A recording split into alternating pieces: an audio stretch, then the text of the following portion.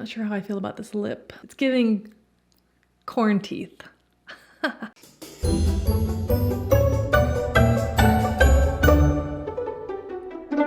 Hi guys, welcome back to another episode of Crue Trime. Yep, Crue Trime. Okay, let's get the show on the road. If you are new here, hello. My name is Sarah, and what I do here is tell you a real-life Crue Trime story to ruin your faith in humanity while trying to make my eyeliner even on both sides, which, you know, one of those tasks is a lot easier than the other.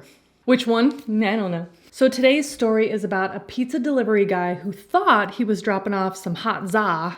It's pizza! Lasagna za!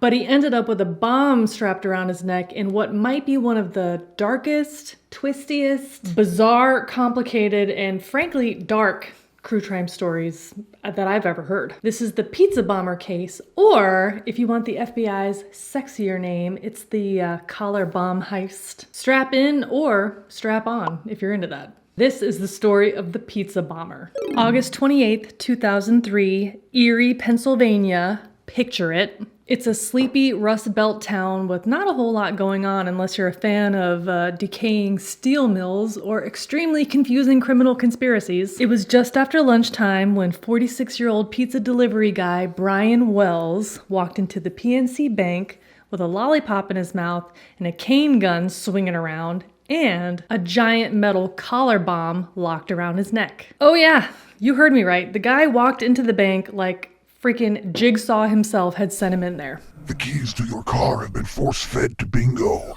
You must retrieve them in the next 5 minutes using any weapon of your choosing from this open drawer. He had what appeared to be like a giant handcuff around his neck, and it had a housing attached that contained 2 pipe bombs and 2 kitchen timers, and one of those timers was like dangling on his chest. So then Brian very casually handed the bank teller a note that basically said, "Hi, this is a robbery and I have a bomb on me, so give me $250,000. Also, please don't screw this up because I would rather not explode today." Paraphrasing, but you know, the vibe is accurate. So the teller did not have $250,000 cash in their drawer, but they had about $8,700. Way under budget for this level of theatrics. But Brian took it, walked out. He was calm, like weirdly calm. It was like somebody told him that this was like a prank or some kind of weird improv. A witness would later say that they saw him swinging that bag of money around like he was Charlie Chaplin. Who?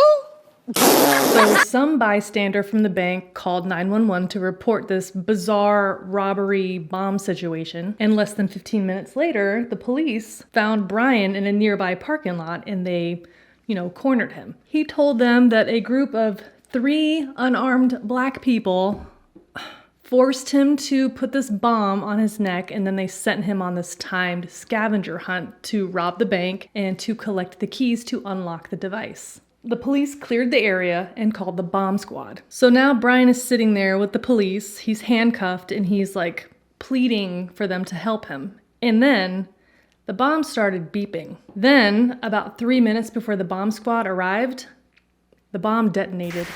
The man was sitting there as he was since about 3 o'clock when all of a sudden a loud explosion and he flipped onto his back and the state police troopers scrambled. They're still holding guns on him, as you can see. They're still not exactly sure his condition. It is apparent that he did have a bomb and he detonated it in front of the state troopers and the FBI agents that have been here since this standoff started about a half an hour ago. So the blast tore like a fist-sized hole through Brian's upper chest. Killed him instantly. A local news crew actually captured this event on camera, which was, the footage was provided to the FBI and also leaked to DC 101, which is a local radio station in DC. And they posted the footage online.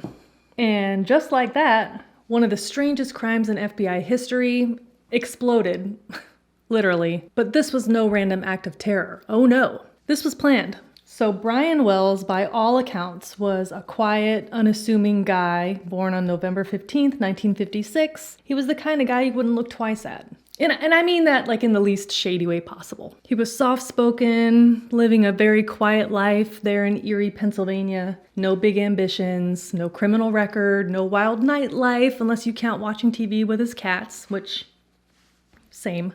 He lived alone in a small house. He didn't date much. He worked at Mamma Mia's Pizzeria for like over 10 years. 10 years delivering pizza. So Brian's coworkers all knew him to be very dependable, friendly, maybe a little quirky, but not in a might end up in a collar bomb kind of a way. He didn't smoke. He rarely drank. He loved scavenger hunts and word puzzles, which would later end up being a very disturbing connection to his final moments. So Brian was a bit of a loner.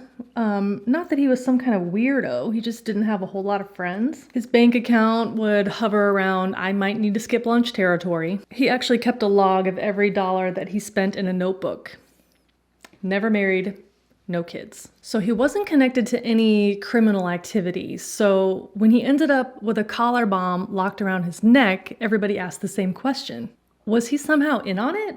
After the bomb exploded and killed Brian Wells in front of dozens of officers, news cameras, and a gaggle of horrified bystanders, the Erie Police Department was left with one hell of a crime scene and zero clue as to what the hell just happened. Okay, so first move, secure the area. Except they didn't, at least not well. For several hours, Brian's body sat in that parking lot, neck blown open, surrounded by rubberneckers. And it wasn't until the FBI showed up that somebody said, hey, maybe let's get the dead guy with a possible second explosive away from the public. The FBI did very quickly realize that this was not your average bank robbery gone wrong. This was a plan. Evidence started rolling in from about 3 directions. So inside Brian's car was 9 pages of handwritten instructions that read like a discount National Treasure script. What I mean is, like, the notes were filled with all caps demands, color-coded sections, and threats like act now, think later, or you will die.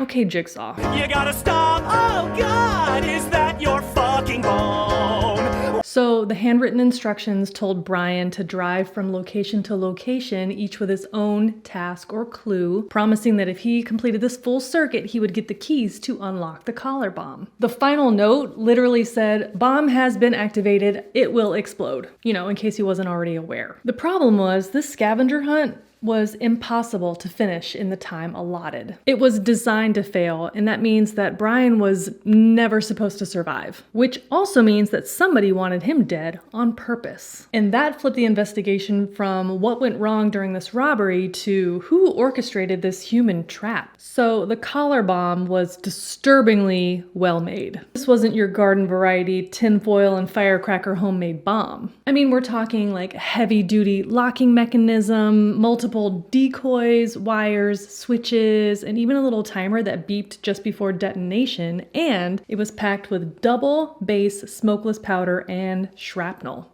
This thing was meant to be destructive. This took time, precision, and frankly, a psychotic level of attention to detail. So the FBI called in their explosives unit, who said the device was one of a kind and built by somebody with serious mechanical know-how. In fact, the authorities actually had to cut off Brian's head to get the device off so it could be retained and investigated. But even with this scavenger hunt and collar bomb, the investigators were left with more questions than answers. Leads were thin and nobody really knew what they were looking for. Was Brian some kind of lone weirdo, or was it a greater terror plot? But then, on September 20th, 2003, about 2 weeks after Brian's death, the FBI got a tip. A man named William Bill Rothstein called police and said, and I quote, "There's a dead body in my freezer. It's been there for about 5 weeks and you might want to come check it out." So when the investigators arrived at Rothstein's dilapidated hoarder house, they found this frozen corpse of a man named James Roden. He had been shot in the back, wrapped in a tarp, and duct taped into a chest freezer like leftovers. So Bill claimed that the body actually belonged to Marjorie Diehl Armstrong's boyfriend,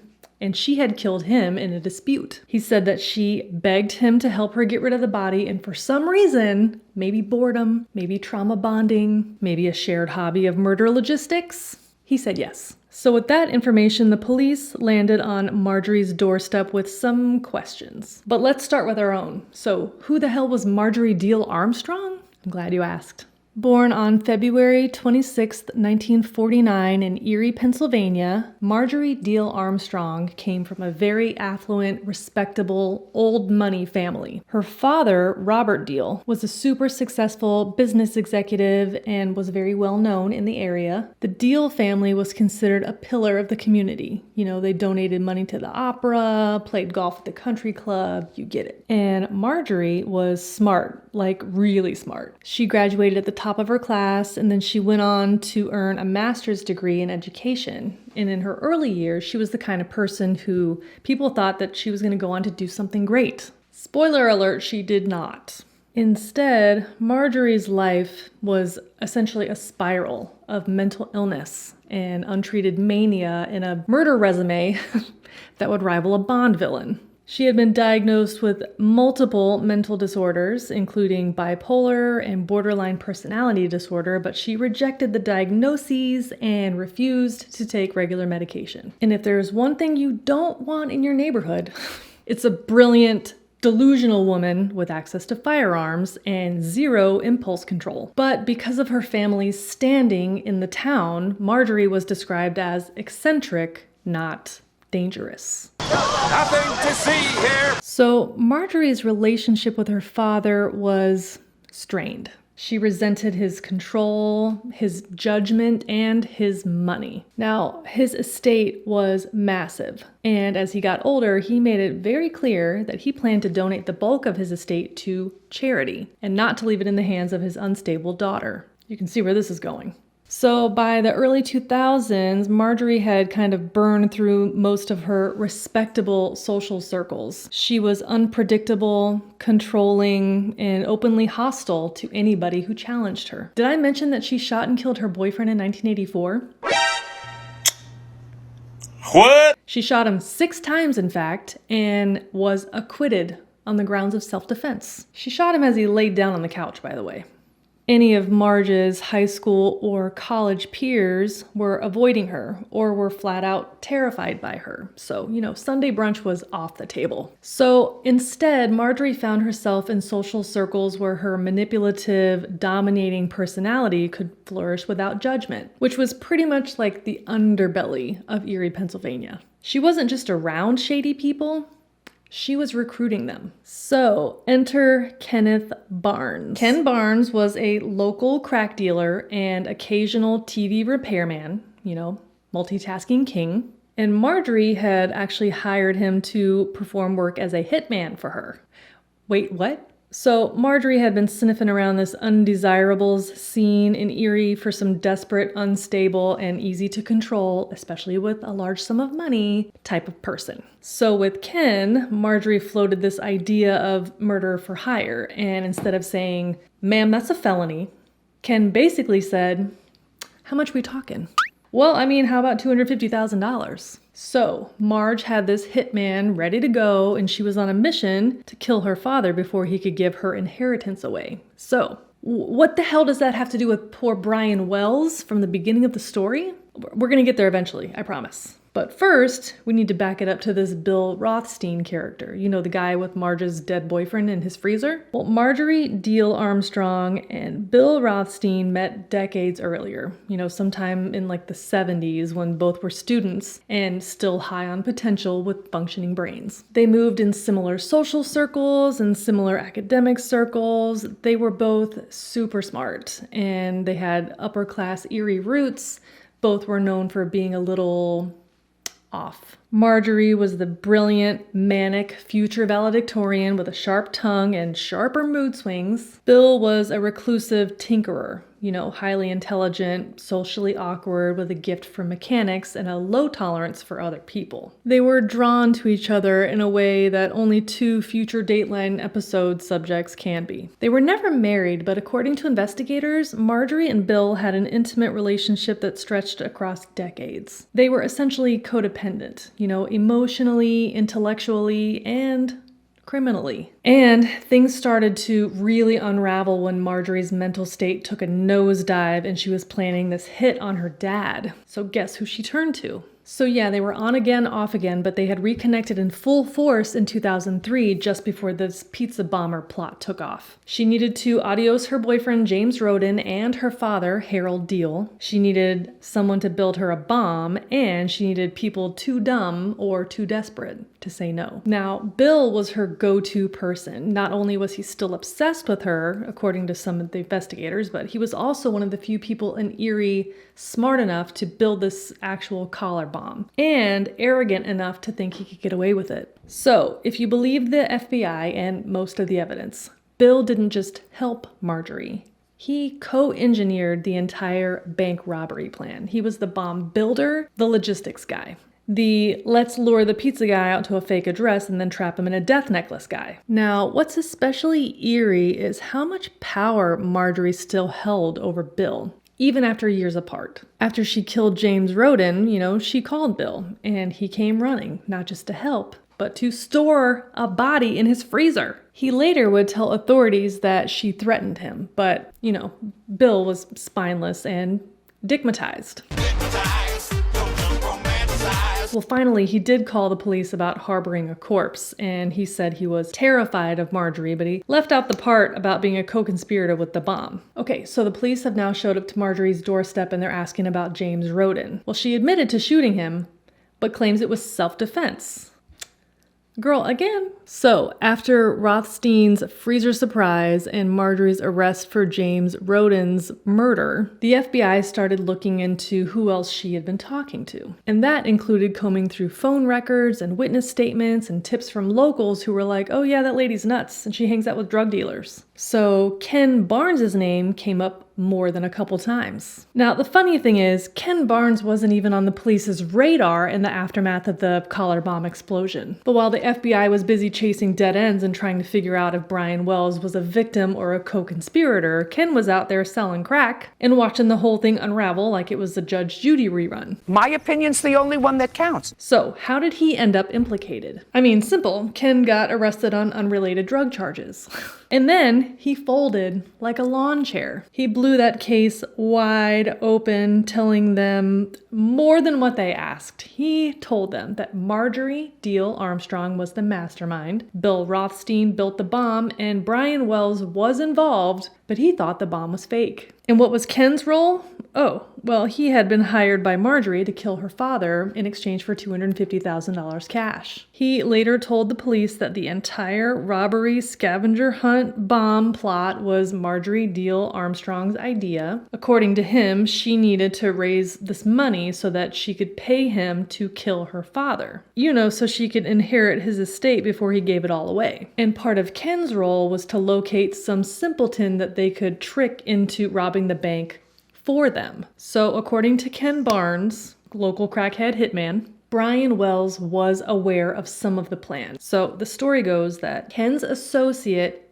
named Jessica Hoopsick, she was a local sex worker who would sometimes provide services to Brian Wells. Jessica identified Brian as a potential simpleton for the bank robbery, right? And she introduced him to Ken and the other conspirators. Now, they talked Brian into robbing the bank. They told him that this bomb device was fake. And in exchange for his troubles, they would cut him in to the tune of a few $1,000s. Now, Jessica later herself told law enforcement that she had been paid to lure Brian into this trap, but that he thought it was just a stunt. It wasn't real. Brian didn't know he was walking into a death sentence. Either Brian thought he was acting in a prank, some kind of staged robbery, or he agreed to this fake heist without knowing the lunatics really involved to actually kill him. But either way, he was double-crossed. So let's rewind to the morning of August 28th, 2003. Brian Wells showed up for his shift at Mamma Mia's Pizzeria, just like he had for over a decade. It was just another day of folding boxes, delivering pizzas, and unbeknownst to him, heading toward one of the most bizarre and fatal setups in true crime history. So around 1:30 p.m., Mamma Mia's got a call for delivery order. 2 pizzas to a location just outside of town,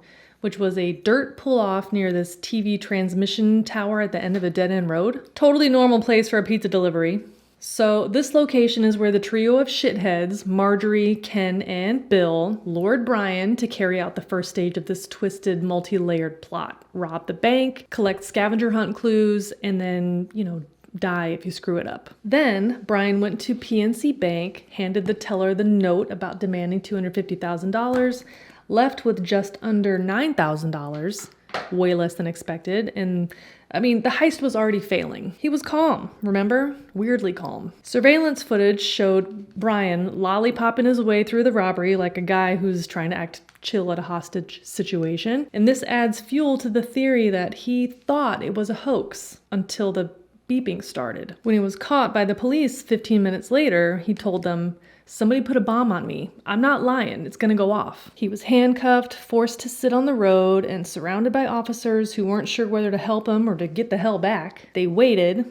The bomb ticked, then beeped, and then exploded. The FBI eventually concluded that Brian Wells was involved in the robbery, but wasn't told the bomb was real. He had no idea he was gonna die. He was very unfortunately the patsy, the disposable asset. They used his gullibility, his need for money, and his possible crush on a woman who introduced him to the crew. But Marjorie and the gang had planned it that way. The scavenger hunt was intentionally unsolvable. The instructions were intentionally contradictory, poorly timed, and filled with false hope.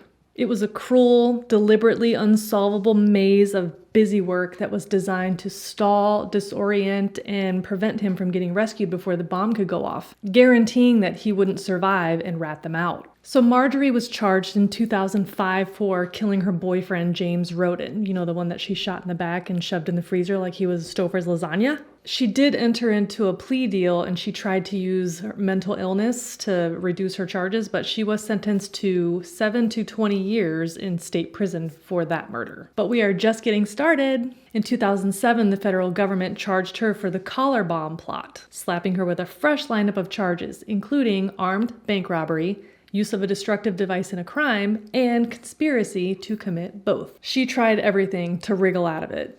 She claimed she was mentally unfit to stand trial, which she was ruled competent in 2010. She accused the FBI of framing her, and she filed endless legal motions that were basically fever dreams with footnotes. Finally, in November of 2010, after a dramatic trial featuring bomb techs, crack dealers, and some of the worst PowerPoint presentations, Marjorie was found guilty on all counts and sentenced to life in federal prison plus 30 years. On April 4th, 2017, Marjorie died of breast cancer while in a Texas federal prison. She was 68 years old and still delusionally insisting she was innocent. Bill Rothstein never faced any federal charges because he also died of cancer in July of 2004, less than a year after the explosion. Ken Barnes, the crack dealer turned star witness, he pled guilty in 2008 to conspiracy, aiding and abetting, and being a complete embarrassment to human decency. It's not a real charge, but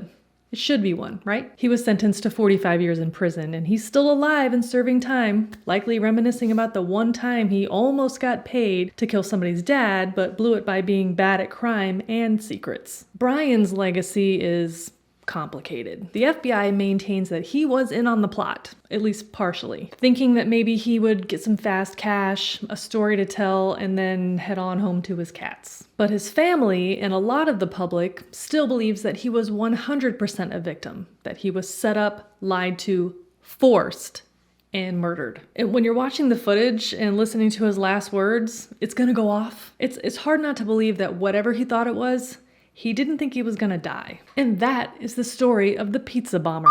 This one's wild. They should make this one into a movie. This one is crazy. If you want to know what makeup I used in today's look, gotta be honest, a lot of the stuff I use today is very expired. But I will find you something similar and link it down in the description box. Also, down below is a link to a Google document. If you have a Crue Trime story that you want to recommend to me, click on it, fill in all the dirty details. I would love to hear from you. Thank you so much for hanging out today and for watching this video. I really appreciate it. And if you want to see more videos like this one, then consider subscribing to this channel before you leave today. I upload new videos here on YouTube every week, and you can follow me on all of the other socials as well. That is it for now. I will catch you next time in the next video. Bye! God, I need Botox so bad. If you're Ooh, my eyes are red. Hold, please. My makeup brushes are supremely dirty. I'm so sorry. Pot.